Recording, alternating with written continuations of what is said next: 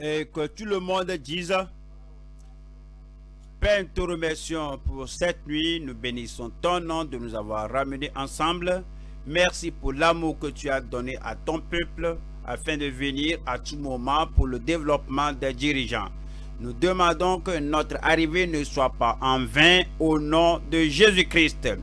Nous prions que tu te révèles à chacun de nous et montre-nous devant le miroir de la parole. Et quel que soit la correction dans notre vie, donne à chacun de nous l'empressement, la volonté de tout corriger au nom de Jésus-Christ. Merci de nous avoir exaucés. Au nom de Jésus, nous prions. Cette nuit, nous allons à Jacques 2. Jacques 2, avant de lire du verset 1, je voudrais lire chapitre 1, verset 22. Mettez en pratique la parole et ne vous bornez pas à l'écouter en vous trompant vous-même par de faux raisonnements. Comme nous sommes arrivés à la session du développement des dirigeants, nous devons prendre cela à cœur afin que nous n'ayons pas la tête comblée mais le cœur vide. Tout ce que nous écoutons doit apporter un changement, une transformation à notre vie, à notre ministère, afin que nous soyons plus efficaces. Mais le verset 23 dit du chapitre 1, « Car si quelqu'un écoute la parole et ne la met pas en pratique, il est semblable à un homme qui regarde dans un miroir son visage naturel et qui, après s'être regardé, s'en va et il vient le lundi, mardi, jeudi, samedi ou dimanche. Mais tout ce qu'il écoute et qui après s'être regardé dans le miroir de la parole, il s'en va et il oublie aussitôt quel il était. » Tout le monde doit confesser et accepter que ceci est vrai. Pour plusieurs, peut-être la plupart d'entre nous. Si nous prenons au sérieux tout ce que nous écoutons, tout ce que nous apprenons, si nous prenons note de tout ce qu'on voit dans le miroir de la parole de Dieu, et que nous visitons le calvaire, et que nous nous plongeons dans le sang de l'agneau, nous ne serons pas au lieu, à la situation, au niveau, à la taille où nous sommes présentement. Nous serions plus haut. 25. Mais celui qui aura plongé les regards dans la loi parfaite, la loi de la liberté, qui aura persévéré, n'étant pas un auditeur oublieux, mais se mettant à l'œuvre. Cela parle de la parole. Voilà la parole, et tu prends comme une œuvre, et tu es pratiquant de cette œuvre, celui-là sera heureux dans son activité. Comme nous sommes arrivés à ce que nous allons examiner dans le chapitre 2, c'est très important. Et cela affecte notre vie personnelle, cela affecte notre famille, cela affecte les divers comités de l'Église, cela affecte la nomination des dirigeants et des ouvriers dans l'Église, cela affecte notre évaluation par rapport à la vie des autres quand nous les amenons dans le service du Seigneur. Cela affecte beaucoup de choses. Donc c'est très important que nous ouvrions notre cœur et nos yeux pour écouter la parole de Dieu et permettre à la parole de faire du bien dans chaque vie. Cela fera du bien dans votre vie au nom de Jésus-Christ. Avant de continuer,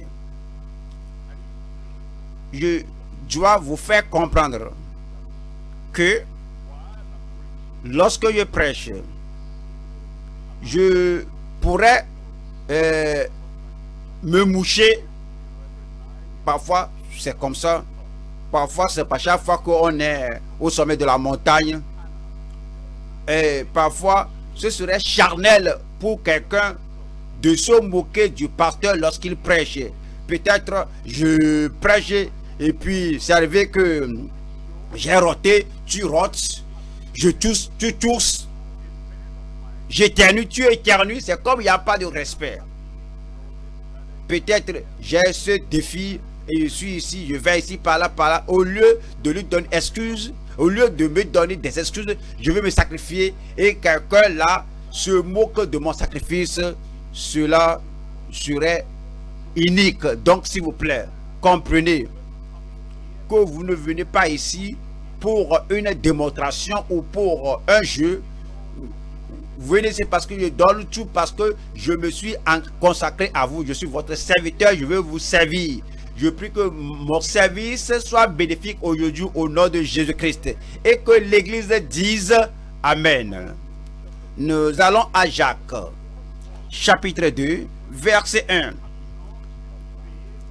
Mes frères, que votre foi en notre glorieux Seigneur Jésus-Christ soit exempte de toute acception de personne. Verset 4. Ne faites-vous pas en vous-même une distinction et ne jugez-vous pas sous l'inspiration de pensées mauvaises. 9. Mais si vous faites acception de personne, vous commettez un péché. Si vous faites acception de personne, vous commettez un péché. Si vous avez le respect à quelqu'un et vous n'êtes pas équitable et vous ne traitez pas tout le monde de la manière appropriée, vous êtes partial, cela veut dire que vous commettez un péché et vous êtes condamné par la loi comme des transgresseurs. Nous allons à 1 Timothée 5. 1 Timothée chapitre 5, verset 21.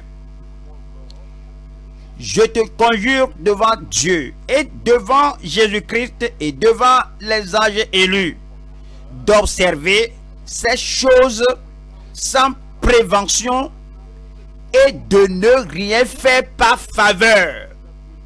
Tout ce que nous faisons dans le ministère, tout ce que nous faisons dans l'église, nous devons bien tout observer, nous devons bien faire les choses sans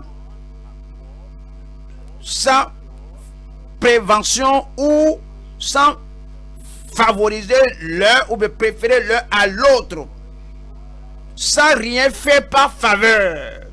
Sans rien faire par quoi? Par faveur. Quel que soit le domaine de l'œuvre, nous ne devons rien faire par faveur. Au fait, l'impartialité, c'est l'attribut de Dieu. L'impartialité, c'est le caractère de Dieu. Lorsque nous venons à Christ et nous sommes nés de nouveau, nous sommes dans le royaume, c'est aussi le caractère et les caractéristiques du pieux. Cette nuit, on voit le message qui est les grandes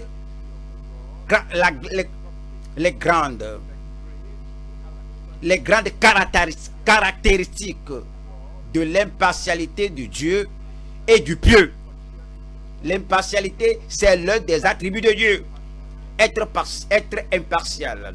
Ouais, il traite avec tout le monde, l'homme ou la femme. Il est impartial avec tout le monde, de toute génération, de toute race. Dieu est juste et il est équitable et il est impartial. Dieu est juste.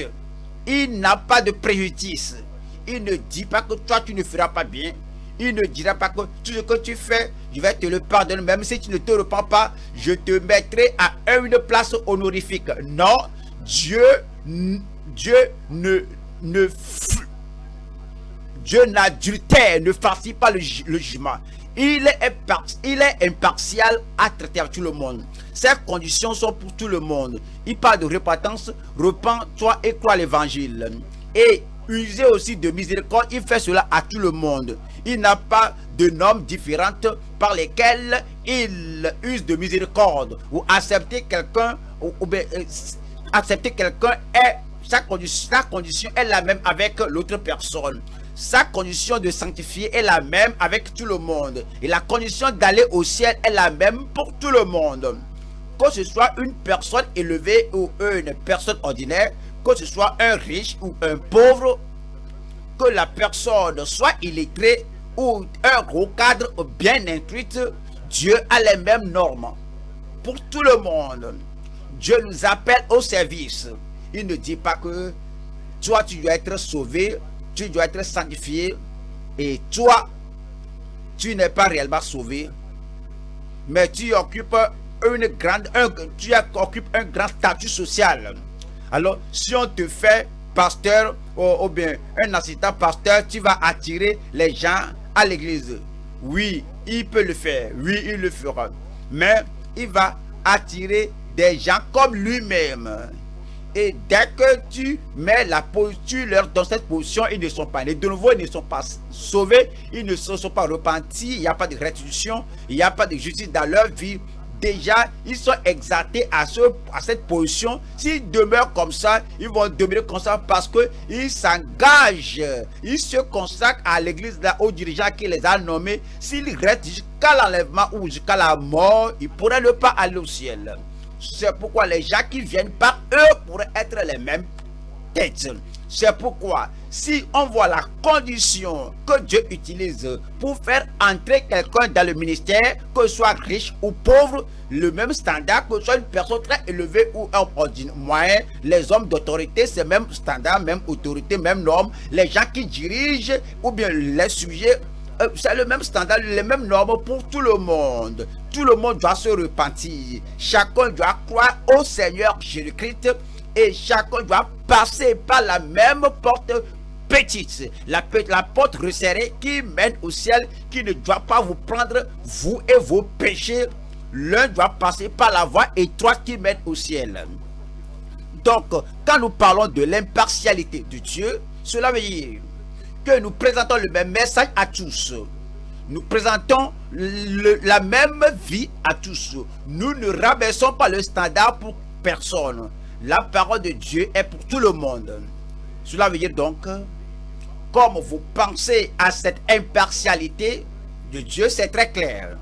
Mais maintenant, la même qualité d'impartialité est exigée et espérée de tout vrai chrétien et de tout ministre de Dieu.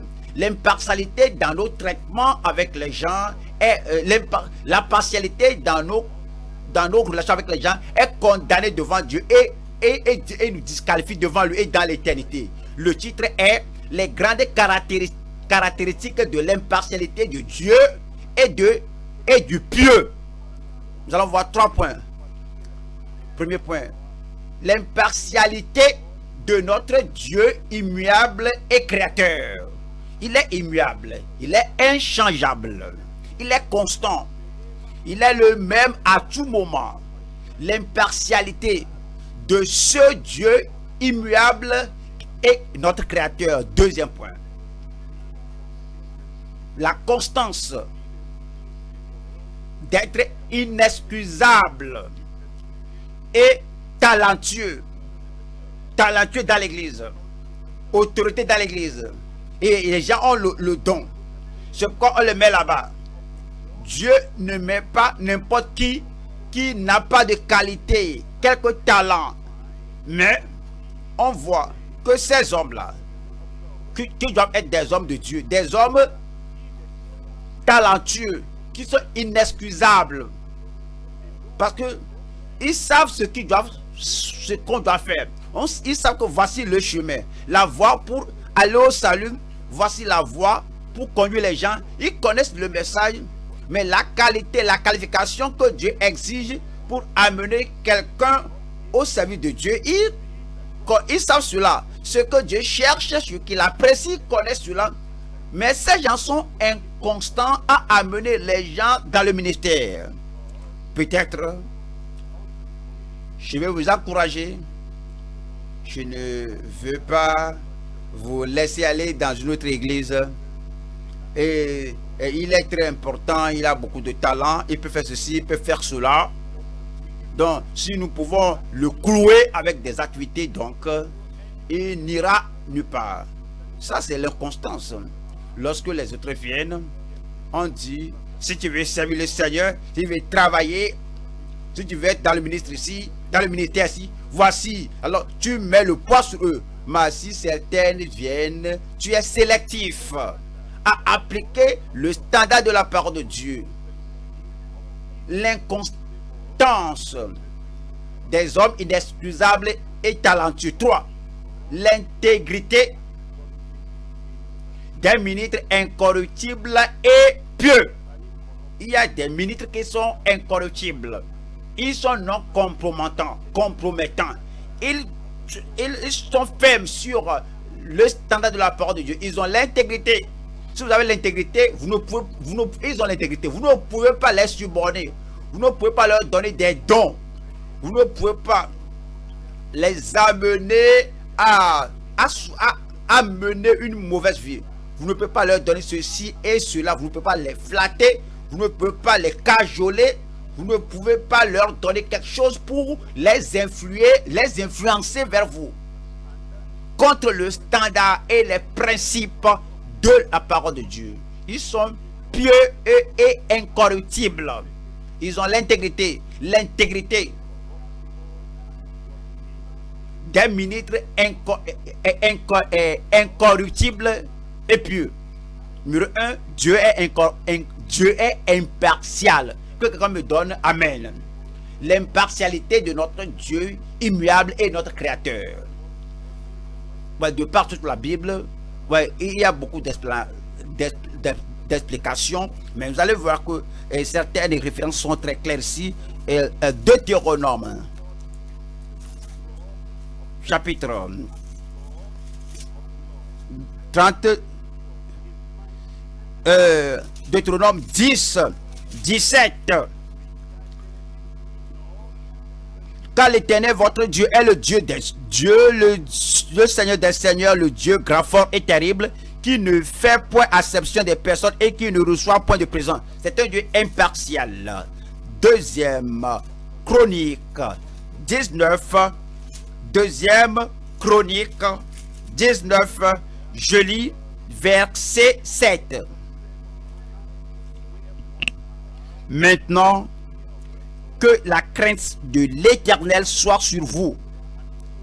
Veillez sur vos actes, car il n'y a chez l'Éternel notre Dieu ni iniquité, ni égard pour l'apparence des personnes, ni acception de présent. Il est Dieu, il est droit, il est clair, il est ouvert, on peut le prédire, il est non compromettant. Il ne fait pas acception de personne. Et il n'y a pas de partialité avec lui. Tu dis que tu es né de nouveau. Quelle est la nature de Dieu en toi? Tu dis que tu es enfant de Dieu. Où est ce caractère et ces caractéristiques de Dieu en toi? Job 34. Job 34, 19. Oui, qui n'a point égard à l'apparence des grands et ne distingue pas le riche, qui n'a point égard à l'apparence des grands. Je crois que vous avez vu, ou bien vous n'avez pas, peut-être vous n'avez aucune relation avec d'autres églises. Oui, Dieu nous a avertis de ne pas être avec les gens qui ne suivent pas la voie du Seigneur, mais on apprend leur voie.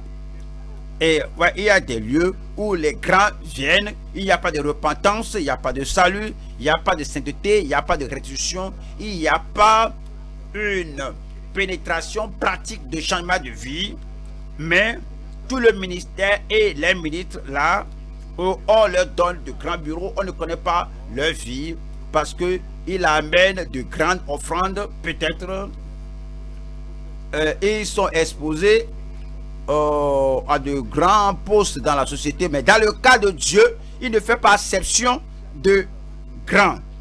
et ne distingue pas le riche du pauvre.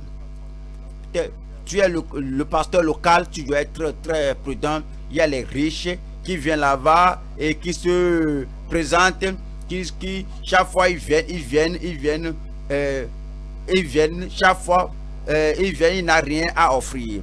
Certains de ces gens-là, au lieu d'offrir directement à Dieu, et on ne sait pas ce qu'ils donnent, ils vont amener le don là, l'offrande là, l'argent là au pasteur et l'amène que j'ai pensé à toi, je dis que je t'amène ceci, je viens de penser à toi, que tu auras besoin de ceci, j'ai voyagé, je t'amène ceci, et il vous achète, et non Dieu.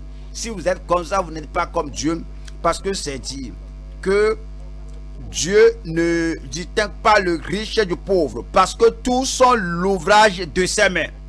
On va à Exode 32.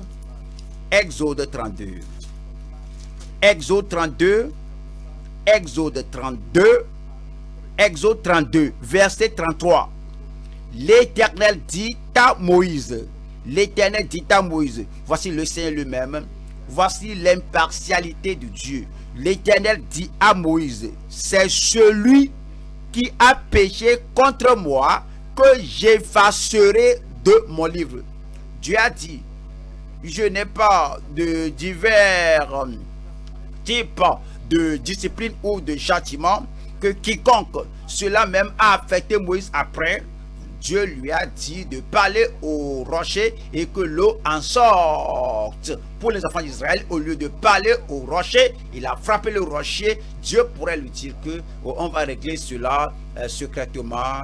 Mais Moïse, tu es l'homme le plus doux de la terre, tu sais que je t'aime. Comment pourrais-tu faire comme ça? Si c'est qu'une autre personne a fait cela, je sais ce que je ferai. Mais Moïse, méfie-toi, vas-y, va ton chemin. Non. Il dit que c'est celui qui a péché contre moi que j'effacerai de mon livre. Son nom est sorti du livre de vie lorsqu'il continue dans le péché et lorsqu'il ne se repent pas. Vous vous rappelez bien combien de fois Moïse a dit au Seigneur d'oublier cela, qu'il faut pardonner cela. Dieu lui a dit, ne me parle plus de cette affaire. Ça, c'est l'impartialité de Dieu. Oui, il aime. Oui, le Seigneur est miséricordieux, mais il a des conditions. Et ces conditions sont fermes. Ces conditions sont bien stipulées. Josué 7,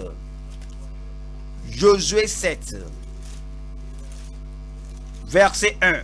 Josué 7, verset 1. Les enfants d'Israël commirent une infidélité au sujet des choses dévouées pas interdites. Akan, fille de Carmi, fille de Zabdi, fille de Zérak, de la tribu de Juda, prit des choses dévouées, et la colère de l'Éternel s'enflamma contre les enfants d'Israël. Vous allez croire que Dieu pourrait se fâcher contre la Syrie et contre les autres et Israël, les gens qu'il appelle mes fils, qui laissaient mes fils, mes enfants s'en aller. Maintenant ils ont fait le mal. Dieu n'a qu'un seul standard, une seule norme, et un homme impartial n'a qu'un seul standard. Un ministre impartial n'a qu'une seule norme, et une église impartiale n'a qu'un seul standard. Il n'est pas que c'est telle personne. Vous voyez, les gens préfèrent ceci à cela. Parfois, ils aiment la personne, parfois parce qu'ils ont peur. Ouais, ils redoutent la personne. L'homme là est un homme d'autorité, est un homme de pouvoir. L'homme là a des connexions. Et l'autre personne, il n'a personne, il ne connaît personne. Il ne connaît personne dans l'église. Il n'a personne hors de l'église. Quelque chose ce que vous lui faites, lui, qu'est-ce qu'il peut faire? Donc on ne le craint pas. Donc on le traite comme une serpillère. Pour l'autre là, soyez prudent. Vous êtes prudent de votre vie et vous ne veillez pas sur la parole de Dieu. Vous avez peur à cause de ses connexions. Vous avez peur à cause de ce qu'il peut faire contre vous. C'est pourquoi les gens sont sortent devant Dieu. Verset 2. Josué envoya de Jéricho des hommes vers Haï, qui est près de Beth-Aven, à l'orient de Bethel. Il leur dit: montez et explorez le pays. Et ces hommes montèrent et explorèrent Haï. Ils revinrent auprès de Josué et lui dit: il est inutile de faire marcher tout le peuple. Et il a envoyé peu de personnes. Verset 5. Les gens d'Haï le tuèrent, environ 36 hommes. Il les poursuivit depuis la porte jusqu'à Shebarim. Il les battit à la descente. Le peuple fut consterné et perdit courage. Josué déchira ses vêtements et se prosternant jusqu'au soir, le visage contre terre devant l'arche de l'Éternel, lui et les anciens d'Israël, et il se couvrit la tête de poussière. Josué dit: ah, Seigneur éternel, pourquoi as-tu fait passer le Jourdain à ce peuple pour nous livrer entre les mains des Amoréens et nous faire périr? Oh, si nous eussions été de l'autre côté du Jourdain. De grâce, Seigneur, que dirai-je après qu'Israël a tourné le dos devant ses ennemis? Verset 10. L'Éternel dit à Josué: lève-toi. Pourquoi restes-tu ainsi couché sur ton visage? Israël a péché. Je n'ai qu'un seul standard. Israël a péché. Je n'ai qu'une seule manière de traiter tout homme, toute famille, toute personne, toute nation, que ce soit une Israël ou une nation comme Édom. Je n'ai qu'un seul Édom. Ça, c'est l'impartialité de Dieu. Israël a péché. Verset 11. Israël a péché. Ils ont transgressé mon alliance que je leur ai prescrite. Ils ont pris des choses dévouées par interdit. Ils les ont dérobées et ont dissimulé, et ils les ont cachées parmi leurs bagages. Aussi les enfants d'Israël ne peuvent-ils résister à leurs ennemis? Ils tourneront le dos devant leurs ennemis, car ils sont sous l'interdit. Voyez ceci: je ne serai plus avec vous si vous ne détruisez pas l'interdit du milieu de vous. Vous voyez cette attitude de Dieu. Donc, et lève-toi, sanctifie le peuple. Sanctifiez, tu diras: sanctifiez-vous pour demain, car ainsi parle l'Éternel, le Dieu d'Israël. Il y a de l'interdit au milieu de toi, Israël. Tu ne pourras résister à tes ennemis jusqu'à ce que vous ayez ôté l'interdit du milieu de vous. Le même standard. Et le même standard, il veut que nous l'ayons. Qui que la personne soit, vous ne devez pas avoir une approche sélective. La même approche. Celui-ci a péché et la personne vous est très intime. Vous avez promis la personne que je vais tenir parole. Dieu a promis à Israël que tout le coffrera la plante de votre pied, je vous le donne. Et dit: nul ne tiendra devant toi tous les jours de ta vie. Jusqu'à ce que tu viennes, personne ne tiendra devant toi. Mais maintenant, le péché est entré et Dieu a laissé la parole là. C'est ainsi que Dieu traite tout le monde. Mais allons à Jonas. Jonas, chapitre 3. Ici, nous voyons verset 1. Jonas 3, verset 1. La parole de l'Éternel fut adressée à Jonas une seconde fois en ces mots: lève-toi, va à Ninive, la grande ville, et proclame-y la publication que je t'ordonne. Et Jonas se leva et alla à Ninive selon la parole de l'Éternel. Or Ninive était une très grande ville de 3 jours de marche. Jonas fit d'abord dans la ville une journée de marche. Il criait et disait: encore 40 jours et Ninive est détruite. Ça, c'est la parole du Seigneur. Ça, c'est comment Dieu traite les gens. Vous rappelez bien que Israël était détruite lorsqu'ils ont péché, et ces Ninivites péchaient sans contrôle, sans interaction, sans évaluation, et Jonas a dit que le jugement soudain est venu. Ça, c'est l'impartialité de Dieu. Verset 5. Les gens de Ninive crurent à Dieu. Ils publièrent un jeûne et se revêtirent de sacs, depuis les plus grands jusqu'aux plus petits. La chose parvint au roi de Ninive. Il se leva de son trône, ôta son manteau, se couvrit d'un sac et s'assit sur la cendre. Connaissez bien l'histoire. Et les gens se sont détournés de leur péché. Verset 8. Que les hommes et les bêtes soient couverts de sacs. Qu'ils crient à Dieu avec force et qu'ils reviennent tous de leur mauvaise voie et des actes de violence dont leurs mains sont coupables. 10. Dieu vit qu'ils agissaient ainsi et qu'ils revenaient de leur mauvaise voie. Alors Dieu se repentit du mal qu'il avait résolu de leur faire, et il ne le fit pas. C'est son principe.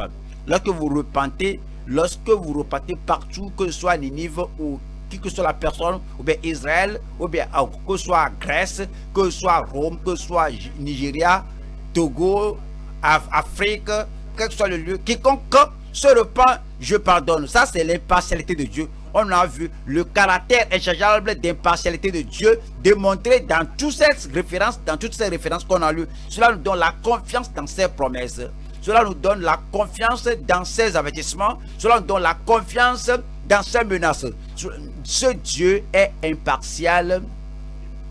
Si Dieu est partial et puis on n'a pas une bonne attitude envers sa parole et on ne fait pas confiance à sa parole. Oui, cette attitude de traiter avec tout le monde, quiconque de même manière, c'est-à-dire, ouais, notre confiance, notre foi, notre obéissance, oui, pivote sur l'impartialité de Dieu.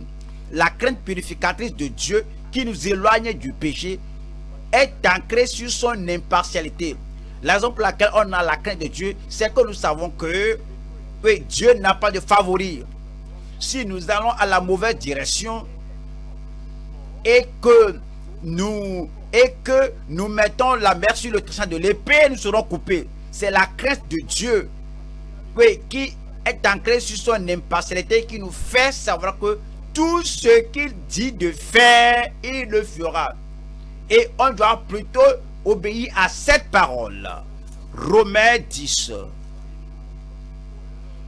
Romains 10,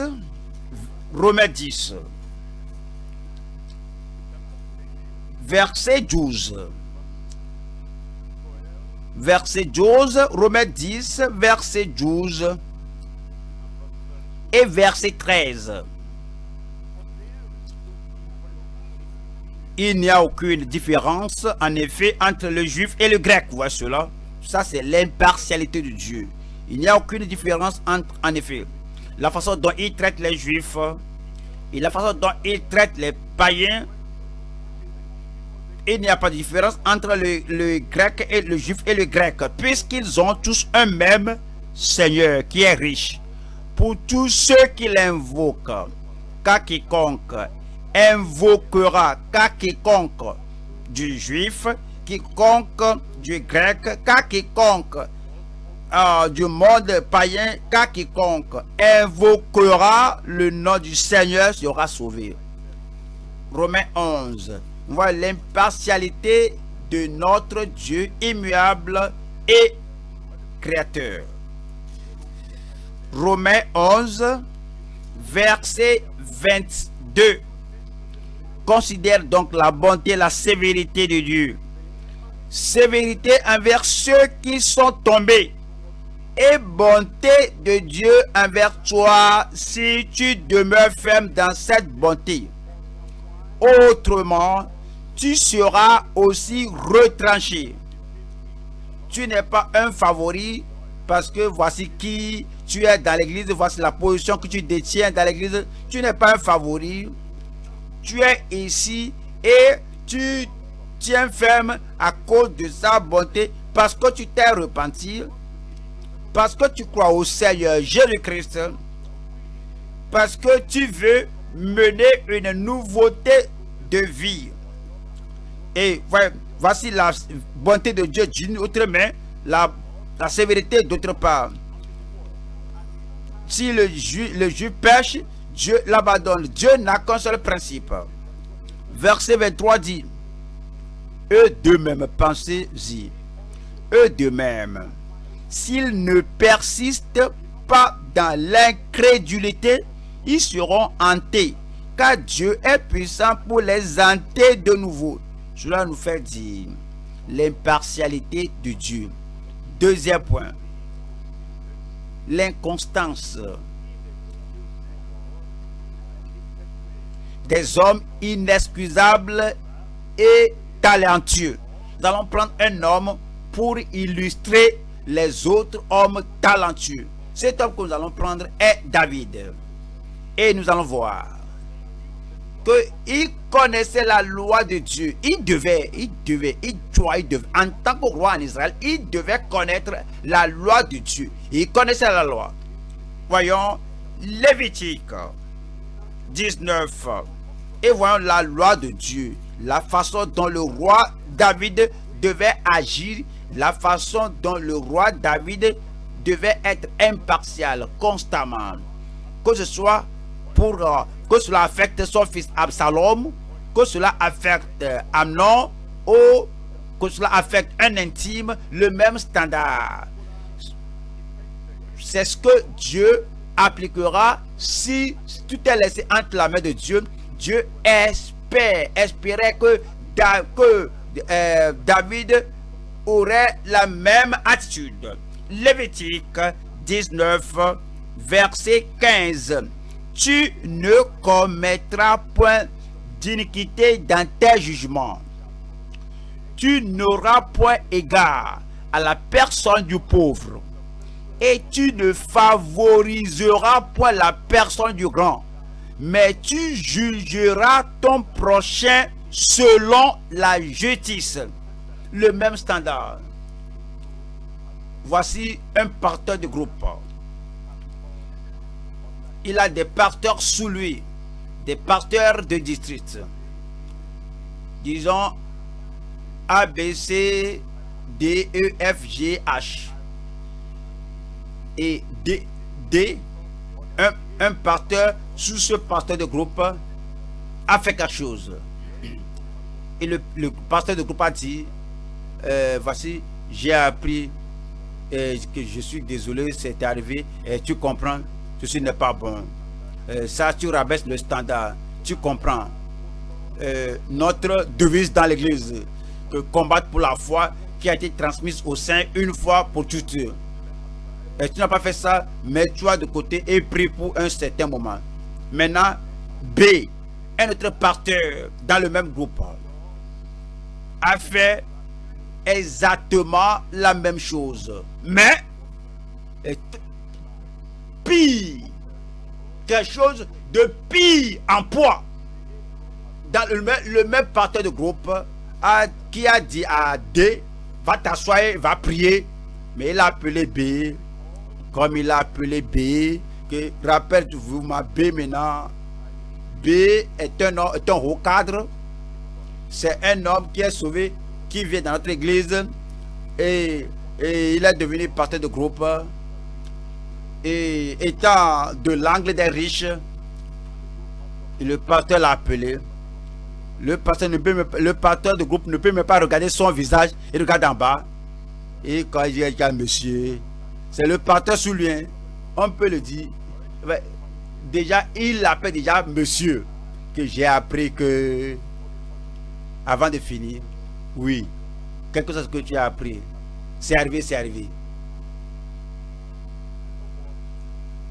Je sais ce que tu fais aux autres, mais si tu veux me traiter comme les autres, vas-y, vas-y, vas-y, et puis on va voir le résultat. Seulement, je vais te le dire à temps, que l'église ne va pas briser sur ta tête. C'est ce que veut dire. Si tu me traites avec impartialité, si tu appliques le même standard de la parole de Dieu que tu as appliqué à D, tu dois être prudent. Si tu fais cela, si tu me dis d'aller m'asseoir et prier, j'irai m'asseoir. Mais les gens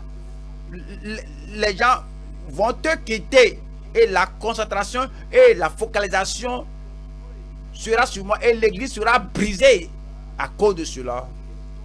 Lui, n'étant pas en mesure de traiter la situation là avec impartialité, et il va dire d'accord, il faut prier, quand même, il faut garder le standard, il faut prier. Monsieur, si tu ne gardes pas le standard, personne d'autre ne le fera. Nous te regardons, nous sommes tous ici derrière toi et nous allons voir, on voit ce qui se passe là-bas. Nous savons que oui, notre partenaire de groupe a peur, il le redoute.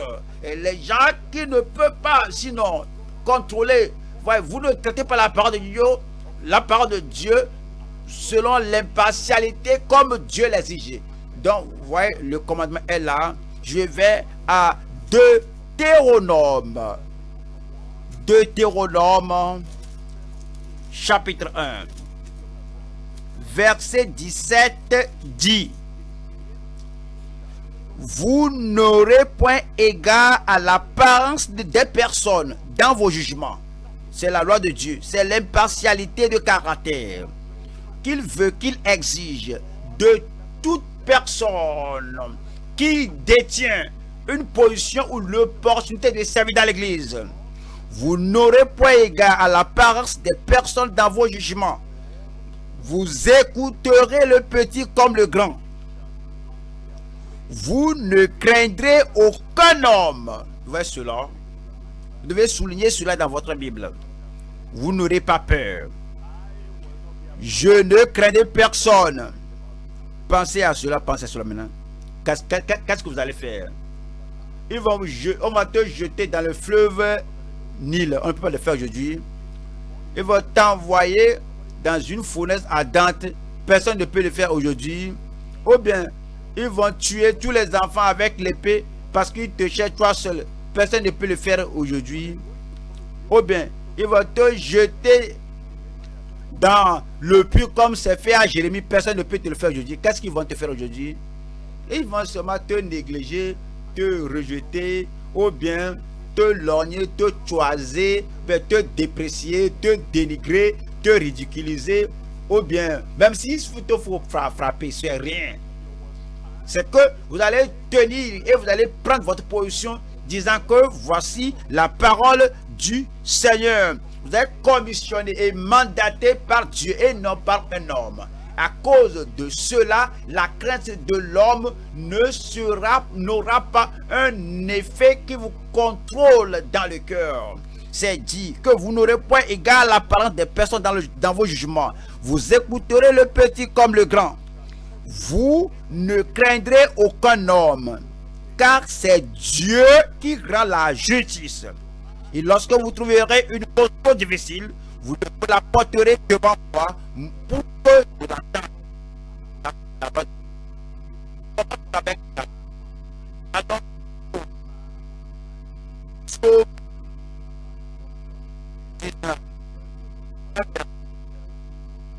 Avant en haut,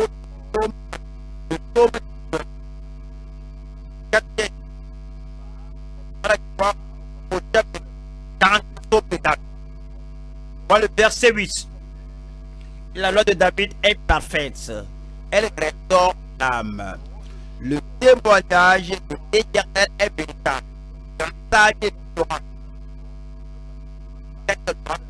Dieu sauve. Avant de regarder qu'est-ce qui est en haut là-bas, au plus haut, qu'est-ce qui est là-bas, de David.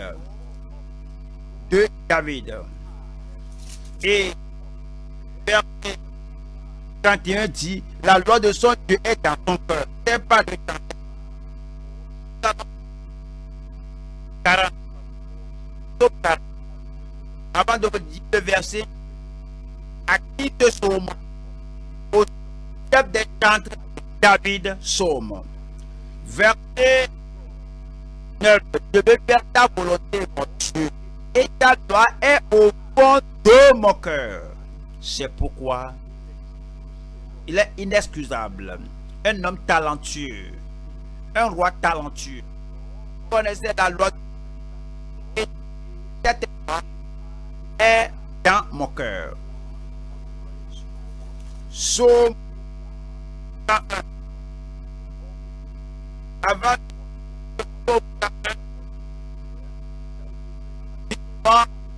là-bas, à qui le psaume là de David, psaume, verset 3. Je ne mettrai rien de mauvais devant mes yeux. J'aurai la conduite des pécheurs.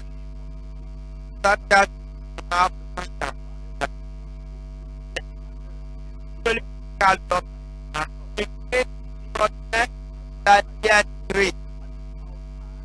qui a le regard au teint et un cœur parfait, je ne le pardonnerai pas. Dieu fidèle et demeure auprès de moi. Celui-là,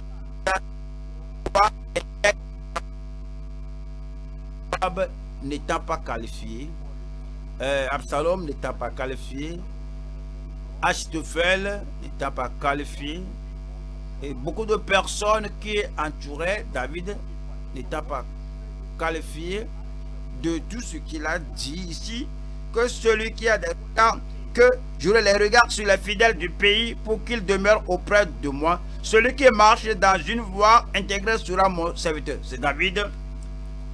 Celui qui se livre à la fraude n'habitera pas dans ma maison. Et Joab et Absalom. Celui qui dit des mensonges ne subsistera pas en ma présence.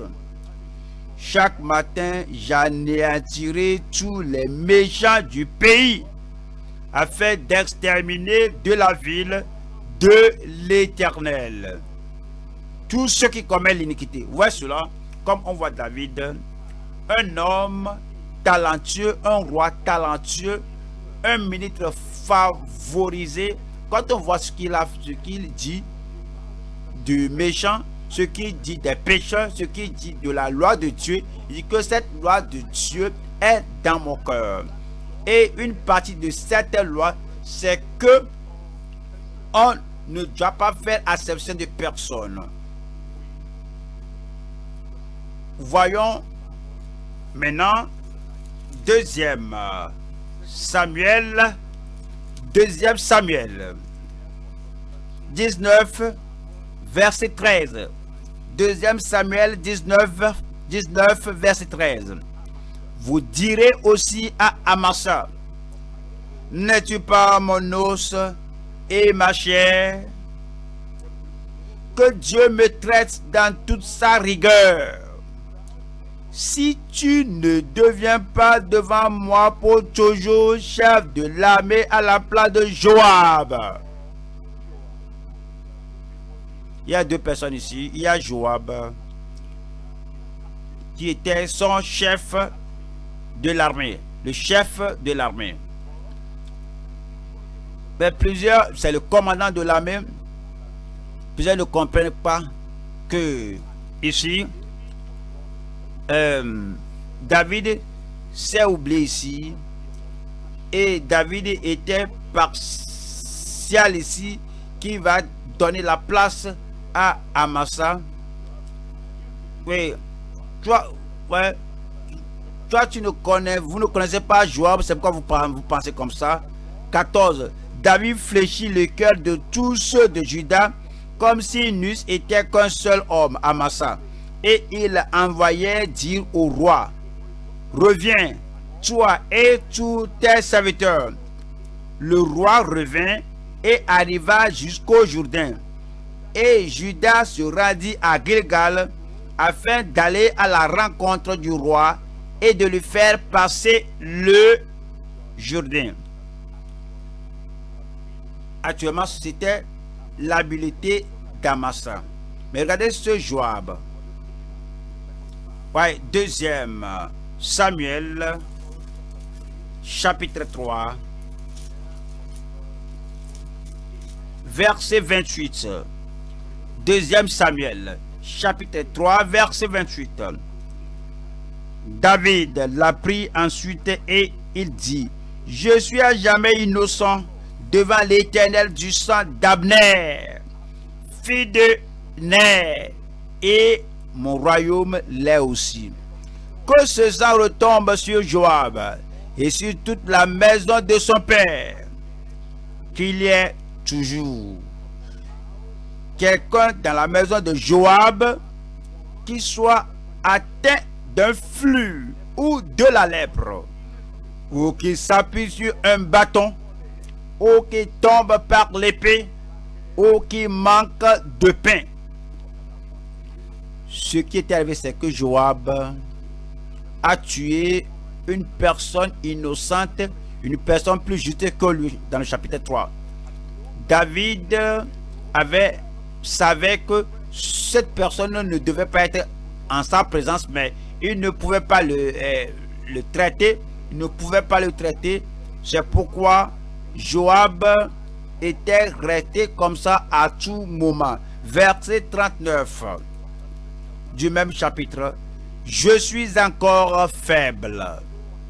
Quoique j'ai reçu l'onction royale, et ces gens, les filles de Tchérouja, Joab et son frère, sont trop puissants pour moi. Si ce n'était pas leur caractère, je peux obéir à l'écriture, je peux me tenir, pas à l'écriture, mais les fils de Tchérouja sont trop puissants pour moi. Que l'Éternel rende selon sa méchanceté à celui qui fait le mal. À David, tu dis que tu vas les retrancher. Que le méchant ne sera pas devant ta face, que tu vas le retrancher. Mais tu n'as pas pu faire cela à Joab. Ça, c'est la partialité. Il était vraiment partiel face à Joab. 2e Samuel chapitre 11, verset 14. Le lendemain, David écrivit une lettre à Joab et l'envoya par la main d'Uri. Il écrit dans cette lettre: placez Uri au plus fort du combat et retirez-vous de lui, afin qu'il soit frappé et qu'il meure. Joab, en assiégeant la ville, plaça Uri à l'endroit qu'il savait défendu par de vaillants soldats. Les hommes de la ville firent une sortie et se battirent contre Joab. Plusieurs tombèrent parmi le peuple, parmi les serviteurs de David, et quoi? Et, dites-le moi, et Uri le Héthien fut aussi tué. Joab a envoyé un messager pour donner le rapport à David. Que lorsque tu diras au roi David que le jour était vraiment très difficile, qu'on a été vaincu, et dites-lui aussi que Uri était mort.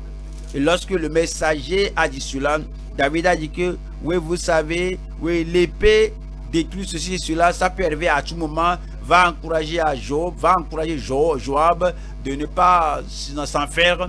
Vous savez, Joab connaissait la faiblesse, la rétrogradation, l'action charnelle de David, et il a couvert. Parce qu'il a couvert, il est demeuré partial vis-à-vis de cet homme.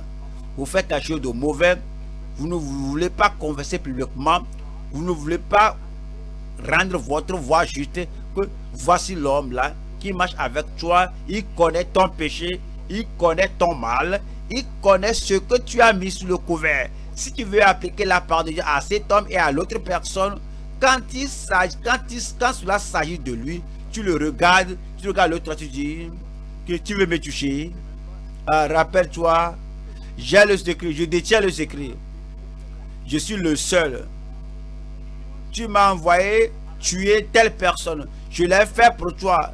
Tu veux m'enlever? Vas-y. Tu ne peux rien faire. Parce que il connaît ton péché. Parce que il n'ouvrira pas sa bouche. Donc, il retient cela. Cela t'a pris en otage.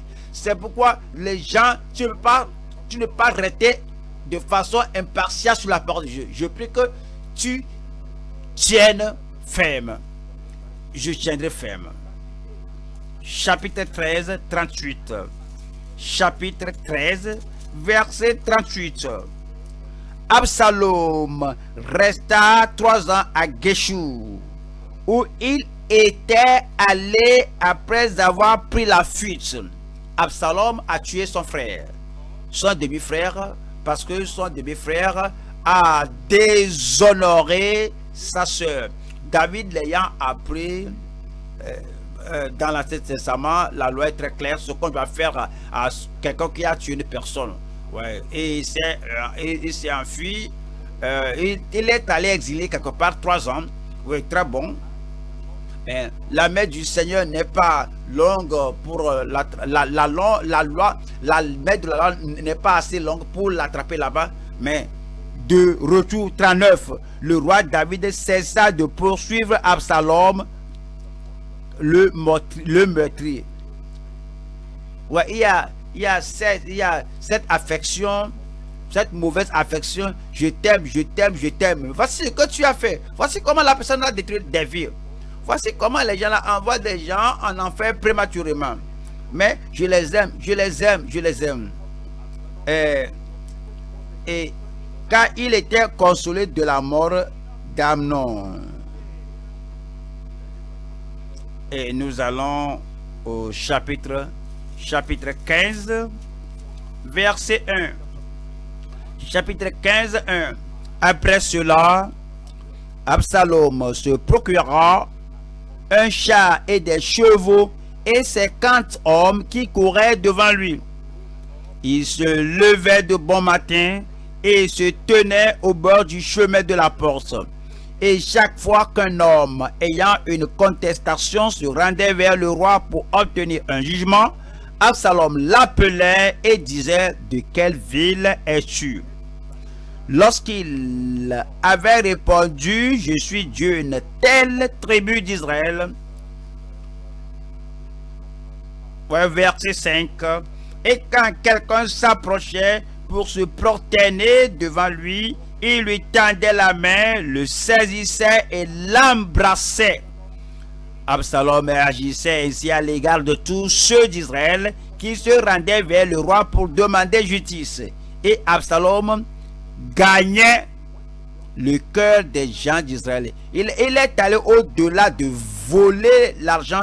Maintenant, il a volé le cœur des gens et il a volé le trône. Il va voler l'onction, l'autorité de David, parce que c'est dit que Absalom gagnait le cœur des gens d'Israël. Finalement, vous connaissez bien l'histoire.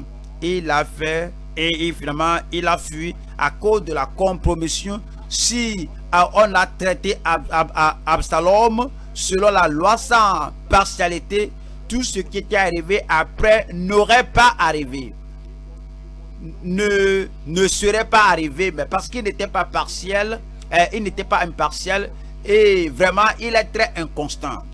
Chapitre 18, 33. Chapitre 18, 33. Alors le roi, saisi d'émotion, monta dans la chambre au-dessus de la porte et pleura. Et disait à un marchand: mon fils Absalom, mon fils Absalom, où est ton standard de la justice? Voici un homme qui s'est levé et qui t'a fait fuir le trône. Il a ôté l'onction du trône, l'onction du mandat que Dieu t'a donné. Voici l'homme maintenant a été éliminé. L'homme là maintenant est mort. Et voici maintenant tu pleures, mon fils, mon fils. Alors, tu es mon fils. La sainteté n'importe plus, mon fils. L'intégrité n'importe plus, mon fils, mon fils, mon fils. C'est David. Il était inconstant. Si tu es un ministre, tu ne peux pas être constant. Tu ne peux pas aimer un Absalom. Tu ne peux pas aimer un homme, une femme, au point de détruire la possibilité d'évangéliser ou la possibilité de détruire la grande commission, d'aller partout le monde entier, prêcher la bonne nouvelle à toute la création. Tu les aimes tant que, quoi que ces gens te trahissent, quoi que ces gens la petite l'évangile, tu dis, mon fils, mon fils, mon fils.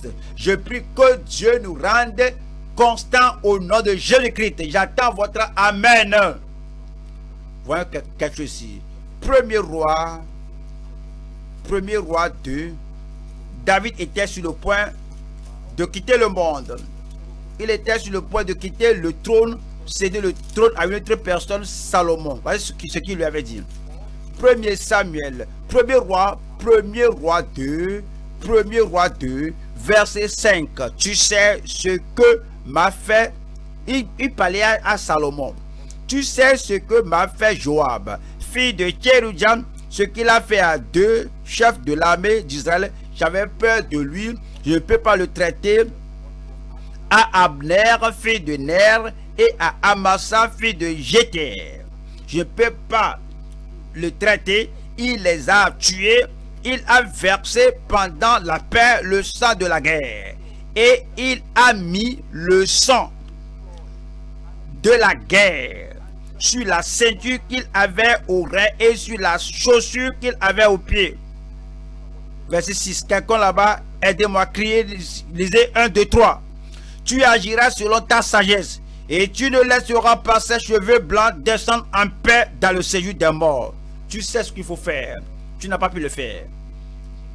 Maintenant, il remet la responsabilité sur une personne. Que ce Joab est terrible. Que ce Joab-là, vraiment, il est inabordable. Ce Joab est une échade dans ma chair. Mais tu sais, je ne peux pas le traiter. L'homme-là, ces fils de Tcherudja-là sont trop puissants pour moi. Quoique je sois courageux contre les Philistins, contre les gens de Tsiklag, mais s'il s'agit de Joab, je ne peux pas faire face à. Je ne peux pas lui faire face. Maintenant, je suis faible. Maintenant, il faut tout faire. L'homme-là, il faut l'éliminer. Parce qu'il demeure là-bas, tu vas souffrir. Les gens ne comprennent pas ce que David a traversé. Il ne pouvait pas obéir à la loi de Dieu qu'il a dans son corps.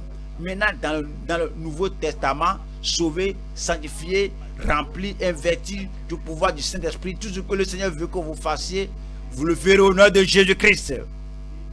David connaissait la loi de Dieu. Il l'a écrite, il a prêché, mais a traité Joab et Absalom. Il a attribué les attributs d'impartialité. Il a oublié l'honnêteté. Il a oublié l'intégrité. Il n'était pas obéissant.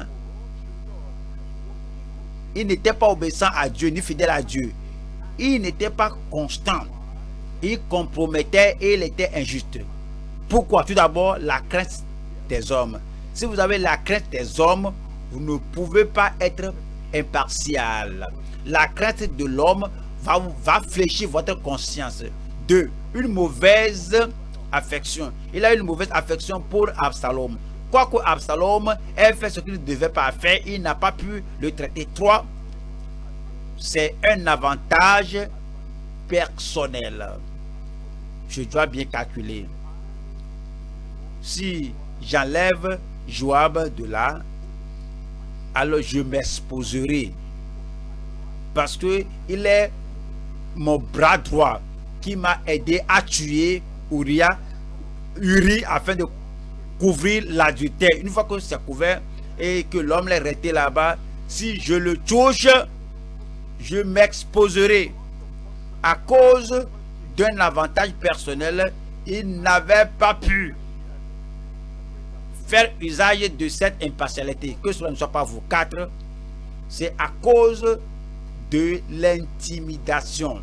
Ces fils de Tséroudia sont plus puissants, sont trop puissants pour moi. Ils sont trop puissants pour moi dans le ministère que je ne peux pas exécuter mon ministère.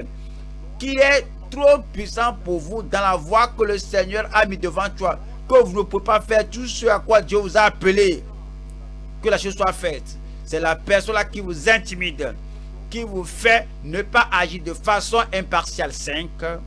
L'oubli de Dieu. Il a oublié Dieu. Il a oublié la loi de Dieu. Et il a oublié les défis que Dieu lui avait donnés. 6. La vérité était détrônée de son cœur. La vérité, la loi. La parole était détrônée de son cœur. Numéro 7. Oui, l'indulgence parentale. Vous voyez, il y a des gens dans la famille, ils ont cette indulgence parentale. Ils ne vont pas lancer le défi à leurs enfants. Ils ne vont pas crier sur le membre de la famille. Mais si ça est de dirigeants, s'ils viennent vers les dirigeants, ils amènent la même indulgence à l'église. Ils ne peuvent pas défier un ouvrier sous eux. 1er Roi, chapitre 1, verset 6. Son père ne lui avait de sa vie fait un reproche en le disant: pourquoi agis-tu ainsi? C'est David. Il ne pouvait pas même contrôler. Adonijah était un autre très beau de figure et il était né après Absalom. Finalement, il avait compromis. Finalement, la compromission et la négligence. Quel est le résultat de cette impartialité, de ce manque d'impartialité flagrante? Le résultat est que la nation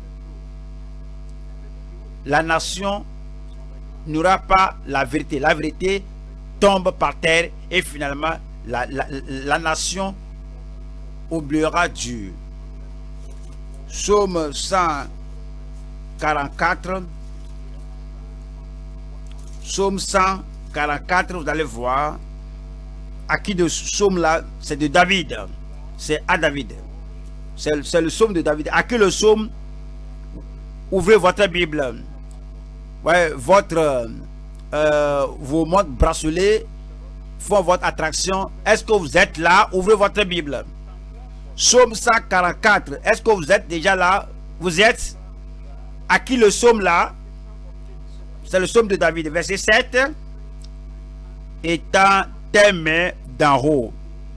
Délivre-moi et sauve-moi des grandes eaux, de la main des fils de l'étranger. Seigneur, j'ai le cœur brisé, délivre-moi de la main des fils de l'étranger, dont la bouche profère la fausseté et dont la droite est une droite mensongère. Psaume 55. Psaume 55. À qui ce psaume? Je vous attends. À qui ce psaume? Psaume 55. C'est le psaume de David. Nous lisons le verset 12. La méchanceté est au milieu d'elle, et la fraude et la tromperie ne quittent point ses places. C'est ce qui arrive. La ville est remplie de rapines, de tromperies. Qu'est-ce que vous allez espérer? Parce que le dirigeant, parce que le roi, parce que le maître du peuple, le modèle pour le peuple, n'était pas en mesure d'agir avec impartialité. C'est ce qui arrive, c'est ce qui était finalement arrivé. Psaume 9, verset 18. Psaume 9, à qui ce psaume? C'est le psaume de David, verset 18. Les méchants se tournent vers le séjour des morts, toutes les nations qui oublient Dieu. Vous demandez, quel état spirituel, dans quel état spirituel David avait-il conduit l'État? comment était-il dans leur vie spirituelle? Et c'était la conséquence de cette inconstance des hommes inexcusables et talentueux. Troisième point, c'est l'intégrité. L'intégrité des ministres incorruptibles et pieux. En tant que ministre et enfant de Dieu, nous sommes ordonnés d'être impartials. Nous sommes ordonnés d'être honnêtes et d'avoir l'impartialité, d'avoir l'incorruptibilité. Lévitique 19. Lévitique 19, verset 14.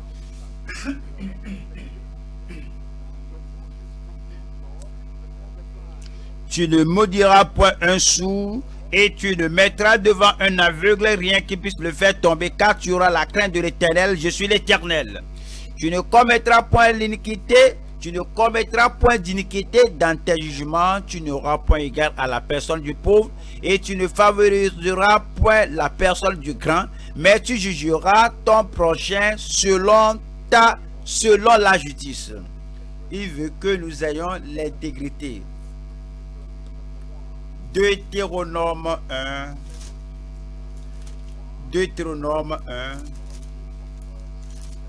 17. Deutéronome 1, 17. Vous n'aurez point égard à l'apparence des personnes dans vos jugements. Ne regardez pas leur visage. Vous écouterez le petit comme le grand. Vous ne craindrez aucun homme, car c'est Dieu qui rend la justice.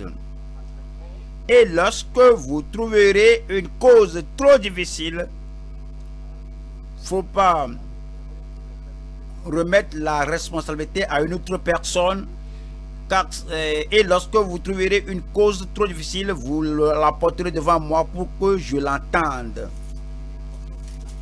Chapitre 16. Deutéronome 16, 19. Tu ne porteras atteinte à aucun droit. Tu n'auras point égard à l'apparence des personnes et tu ne recevras point de présent, car les présents aveuglent les yeux des sages et corrompent les paroles des justes. Et t'amènes de l'argent. Quand diras-tu que j'ai assez, qu'il y a des pauvres dans l'église, va leur donner.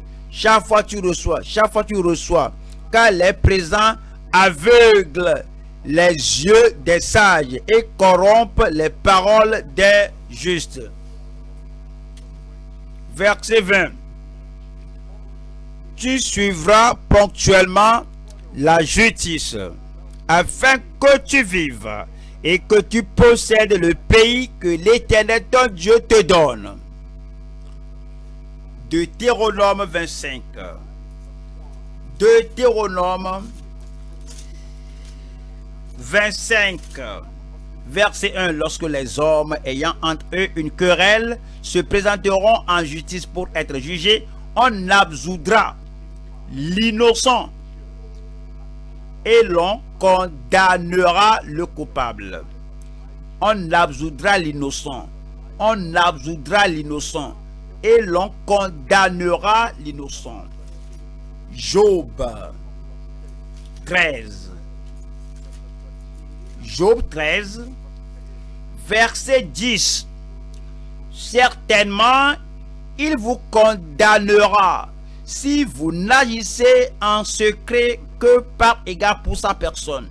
Dans le ministère, dans vos interactions avec les membres de l'Église, dans vos traitements avec les membres de l'Église, si secrètement vous acceptez une personne d'une manière ou d'une autre, pour une raison quelconque, peut-être pour le don, le présent que la personne donne, peut-être à cause des choses que la personne t'a donné, et tu as un penchant secret envers lui, et si vous n'agissez en secret que par égard pour sa personne, il te condamnera. Proverbe 17, 15. Celui qui absout le coupable et celui qui condamne le juste sont tous deux en abomination à l'Éternel. Vous absolvez le coupable. Vous trouvez une raison pour citer faussement la Bible. Tu dis que d'accord, vous tous qui faites le rapport, regardez ce verset. Mais les gens à qui vous parlez sont des adultes. Ils savent que vous cherchez un moyen de couvrir un individu. Si vous faites cela, vous êtes une abomination à l'Éternel. D'autre part, il y a eu quelqu'un là-bas, il est juste, tout va bien pour lui, mais vous cherchez un subterfuge, un piège pour l'avoir, et vous dites ceci et cela. Alors vous êtes une abomination au Seigneur. Chapitre 18, verset 5. Proverbe 18, verset 5. Il n'est pas bon d'avoir égard à la personne du méchant. Il n'est pas bon. Tu sais qu'il est occultiste. Tu sais le mal qu'il fait. Il n'est pas bon. Mais tu ne peux pas ouvrir la bouche pour dire que voici la voie de la repentance, voici la voie de la justice. Il n'est pas bon d'avoir égard à la personne du méchant pour faire tort au juste dans le jugement. Chapitre 24, Proverbe 24, verset 23. Proverbe 24, verset 23. Voici encore ce qui vient des sages. Il n'est pas bon dans les jugements d'avoir égard aux personnes. Il n'est pas bon dans les jugements d'avoir égard aux personnes. Celui qui dit au méchant, tu es juste. Celui qui dit au voleur, tu es juste. Celui qui dit au pécheur, tu vas bien. Les peuples le maudissent. Les nations le maudissent. Proverbe 28. Proverbe 28, verset 21.